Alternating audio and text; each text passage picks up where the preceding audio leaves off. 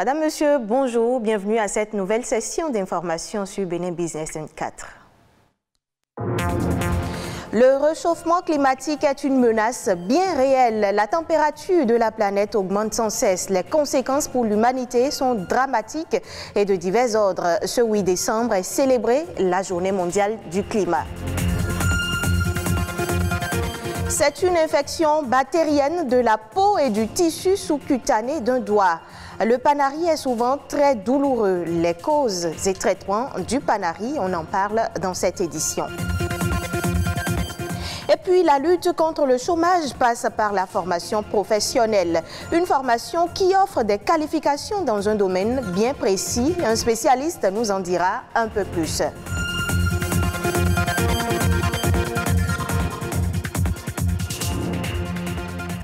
Ce 8 décembre, c'est la journée mondiale du climat. Cette journée a été créée à l'initiative de plusieurs organisations non gouvernementales à travers le monde. Une occasion de rappeler la menace bien réelle du réchauffement climatique et la nécessité d'agir maintenant pour en limiter les effets. Amandine Anyamboso.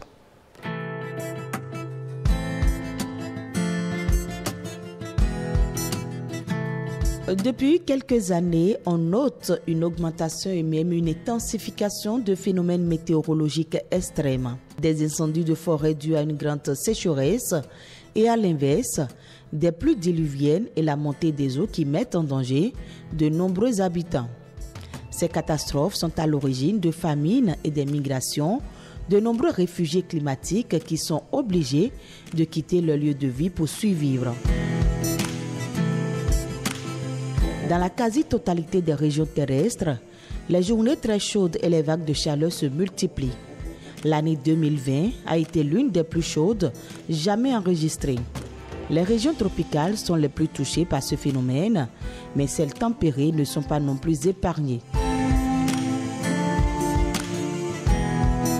Si les températures mondiales continuent d'augmenter, le risque d'instabilité de l'approvisionnement alimentaire sera hautement élevé. En 2050, il faudra nourrir 9 milliards d'individus. Des experts du GIEC ont déjà établi en 2014 que la production de grandes cultures comme le blé, le riz ou le maïs pourrait baisser de 2% tous les 10 ans. Lorsque la température augmente d'1 degré, c'est plus de 10% de baisse de la production alimentaire mondiale.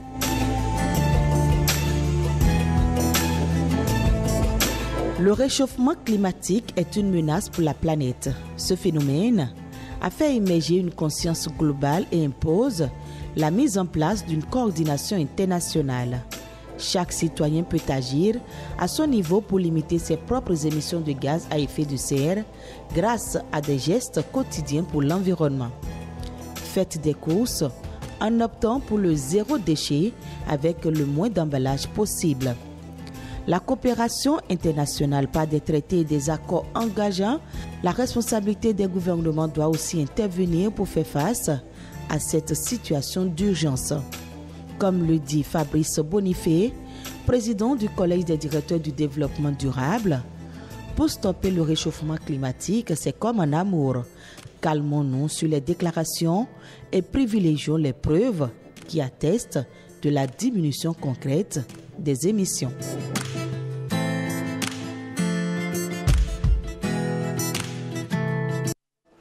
Venons-en au sujet santé de ce journal. C'est un mal très fréquent. Le panari est une infection bactérienne de l'extrémité des doigts ou des orteils avec formation d'un abcès.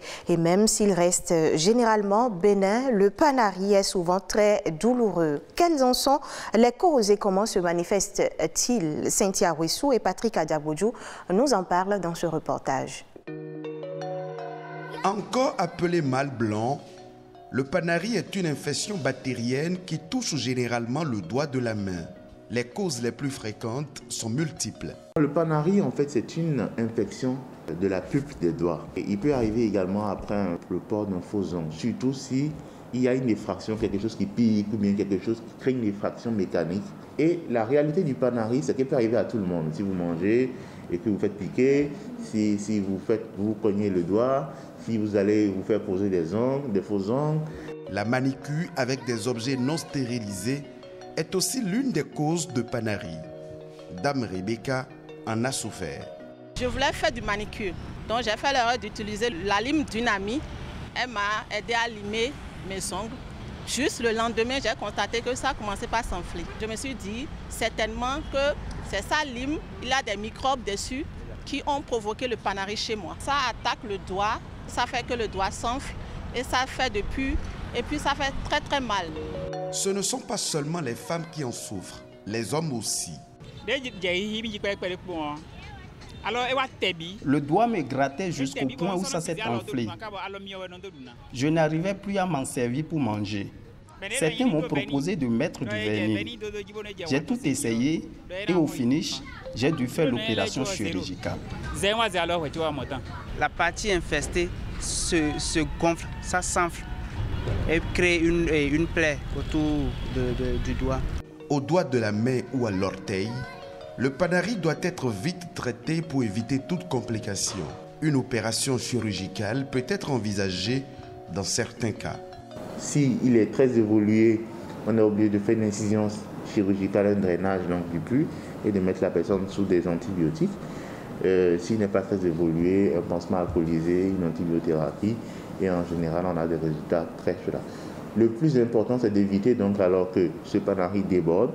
Et pour ne pas en arriver là, prévenir cette infection bactérienne est nécessaire. Et on peut l'éviter en mettant un peu de soin dans ce que nous faisons habituellement parce que pour éviter les microbes, il faut qu'il y ait l'hygiène. Nos mamans, nos soeurs qui font souvent les manicures et les pédicures, que chaque personne amène sa lime chez la coiffeuse pour faire le manicure ou le pédicure. Et puis nos soeurs, nos mamans dont l'activité consiste à mettre la main beaucoup de fois dans l'eau, je les conseille d'utiliser des gants et aussi de prendre des précautions. Comme précaution, il faut se laver les mains régulièrement, nettoyer et désinfecter immédiatement toute plaie sur un doigt, porter des gants pour effectuer des travaux manuels et éviter de ronger les peaux du poutou de l'ongle. Vous le savez, se faire former vous permet d'acquérir des connaissances dans plusieurs domaines. Mais la formation professionnelle offre des qualifications dans un domaine précis, ce qui oblige les demandeurs d'emploi à être plus compétitifs sur le marché de l'emploi pour répondre aux exigences des recruteurs. Mais la formation professionnelle est-elle une solution contre le chômage? Découvrons ensemble la réponse. La formation générale, c'est qu'elle est générale et au bout du compte, vous n'êtes pas en mesure de dire « voici ce que j'ai appris et voici ce que je peux faire ». Mais la formation professionnelle, elle est spécifique. Voici ce que j'ai appris et ça me permet de faire ça, de faire ça, de faire ça. Parce que tout est question d'objectif professionnel. Qu'est-ce que vous voulez? Quel est votre objectif? Vous voulez aller où? Vous voulez faire quoi? C'est une question de motivation. Il y a des gens qui décident d'aller dans la recherche. Ils savent pourquoi et c'est parce qu'ils en ont la passion, la motivation. Donc, la question, c'est que lorsque vous faites une formation professionnelle, dans 99% des cas, vous avez un savoir-faire. Et c'est grâce au savoir-faire qu'on peut travailler pour son propre compte ou pour le compte d'autrui. Aujourd'hui, lorsque vous embrassez une formation professionnelle, la probabilité pour que vous ne chômiez pas, elle est très forte, comparée à la formation d'ordre généraliste. Parce que le marché est comment? Lorsque tu cherches du travail, on va te poser une question. Qu'est-ce que tu veux faire? Et ce que tu veux faire, est-ce que tu sais le faire? Est-ce que tu en as les savoir-faire?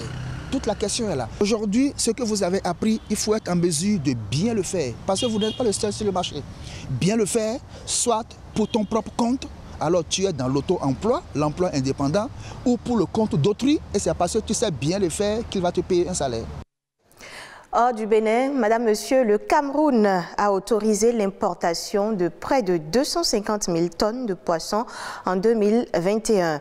La demande en poissons dans ce pays d'Afrique centrale est estimée annuellement à 500 000 tonnes par an.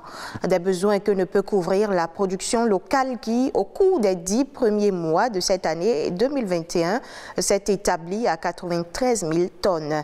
Selon les données officielles, le poisson et le riz sont les les produits alimentaires les plus importés. De l'avis des experts de la finance, ces importations massives à coût de centaines de milliards de francs CFA par an affectent considérablement les réserves extérieures du pays. Retrouvons d'autres informations toujours en interactualité. C'est dans Eco-Inter, signé Patrick Adiagodjo.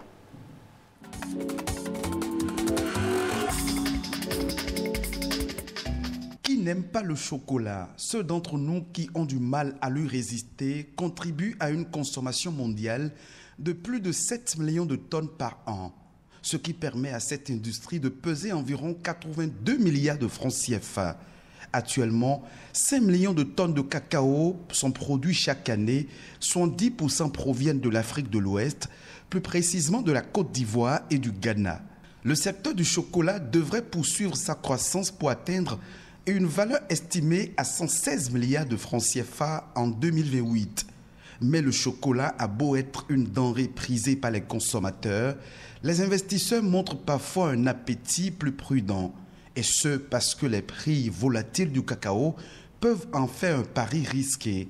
À cela s'ajoutent les menaces telles que la pandémie de Covid-19 et le changement climatique qui ont aussi un impact sur le marché du cacao. La production des papiers utilisés par tous les acteurs de la vente en ligne a augmenté de 10,3% entre janvier et fin octobre 2021. Si la demande en carton d'emballage s'envole, les prix explosent aussi en raison des matières premières utilisées pour les fabriquer.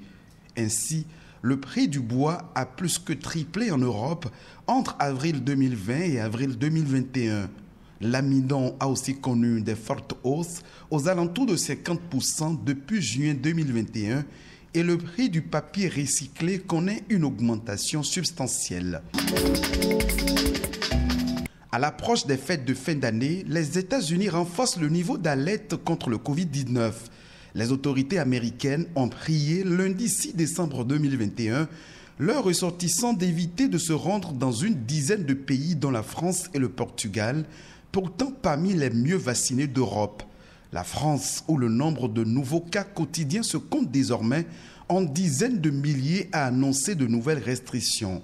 Renforcement du protocole sanitaire à l'école, fermeture des discothèques pour 4 semaines et facilitation de la vaccination pour les personnes âgées de plus de 65 ans. La pandémie a fait plus de 5 250 000 morts dans le monde entier depuis que le Bureau de l'Organisation mondiale de la santé, OMS, a fait état de l'apparition de la maladie fin décembre 2019 en Chine.